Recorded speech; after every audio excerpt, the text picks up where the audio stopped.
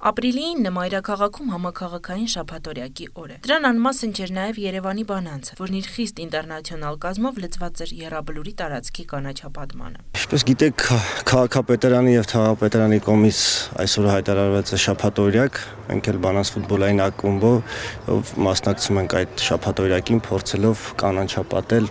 տարածքը, ծառներ ենք տնկում։ Իսկական տղամարդը պիտի տուն սարքի, որդի ունենա ու ծառ տնկի։ Սոսլան Կաչմազովը սկսում է վերջինից։ Построить дом, после дерева и третье что было? Вырастить сына. Дерево посадил, но я начал с конца.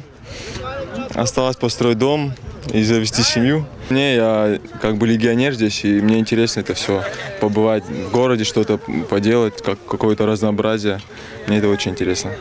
Եթե բանանցի լեգիոներների համար ծառատունկը պարզապես հերթական միջոցներ թիմի հետ քաղաքում որևէ միջոցառման մասնակցելու, ապա հայ ֆուտբոլիստները շատ ավելի զգայական վերաբերմունք ունեին։ Առաջ անգամ եմ լինում, բայց շատ հաճելի է,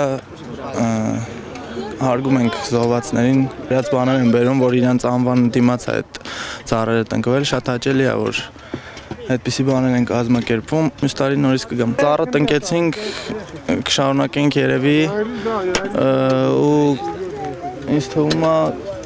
կանենք ինչ-որ մի բան մեր հնարավորությունների սահմանում, որպեսզի բարելավենք այս տարածքը, որտեղ կարելի ասել սուրբ տեղ է։ Մենք յուրահատուկ վայրում ենք այսօր, որպես Հայաստանի քաղաքացիներ, մենք անհրաժեշտ համարեցինք, որպեսզի ներկա գտնվենք նաև այստեղ եւ մեր այսպես հարգանքի տուրքը մատուցենք այն մարդկանց, ովքեր իրենց կյանքը նվիրաբերել են հանուն Հայաստանի, ինչպես նաև մեր արտասահմանցիները, որպես մարդիկ, ովքեր աշխատում են Հայաստանում, նույնպես միացան մեզ։ Իսկ Ստեփան Ղազարյանը չկարողացավ զսպել հուզմունքը։ Շատ դժվար է խոսել Եռաբլուրի մասին, որովհետև մեր հերոսներն են այստեղ հողին հանձնված։ Մենք այսօր եթե երկրում խաղաղություն կա, դա նրանց շնորհիվ է։ Մենք պարտական ենք մեր հերոսներին